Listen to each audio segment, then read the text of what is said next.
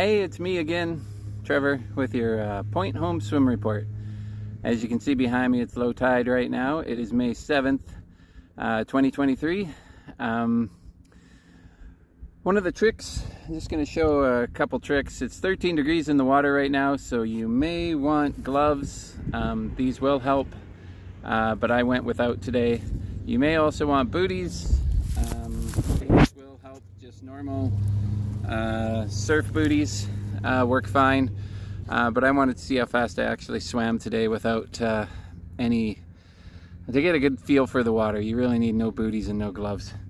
But one of the main things I wanted to mention today was a couple of tips. So one, you can obviously see all those barnacles behind me, all that brown strip on the rock, starting about here and going out from there to there. That's all barnacles, as anybody that swims here probably knows. You don't really want to be walking on those with your bare feet. So what you can do is you can take your booties with you, or any kind of something you'd feel safe walking across barnacles with. And then you can take your swim bag that came with your wetsuit and tie it to a milk jug with a rope. And you take this down there with you, weighs next to nothing, and you throw your booties in it. And you could even take your gloves with you and make a decision right there if you want your gloves or not.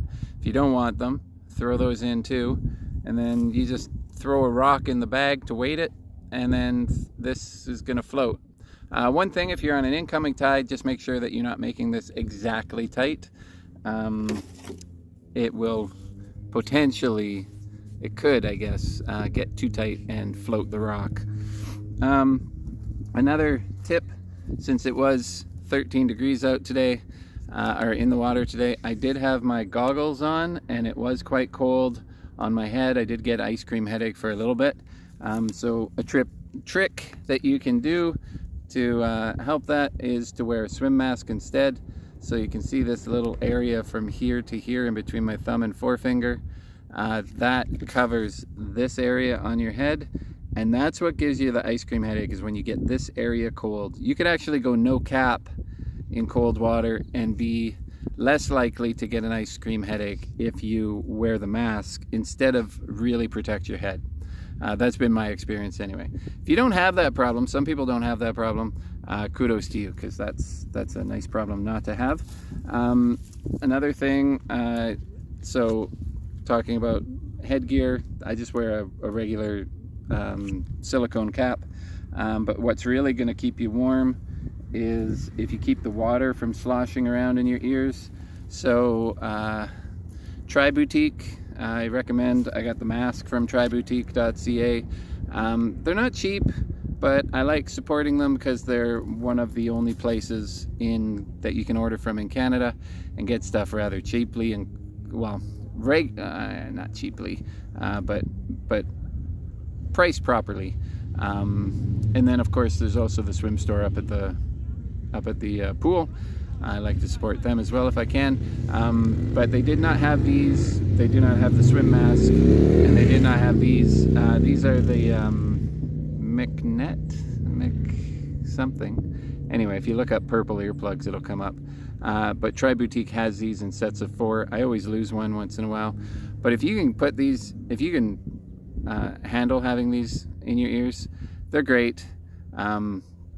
Keeps the water from sloshing around. It will also, just as a side note, keep you less dizzy.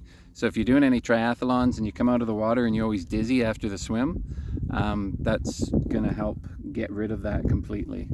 One last tip, everybody's got some nice tears in their wetsuit, some nice fingernail, you know, your fingernails, you dig in to pull it up.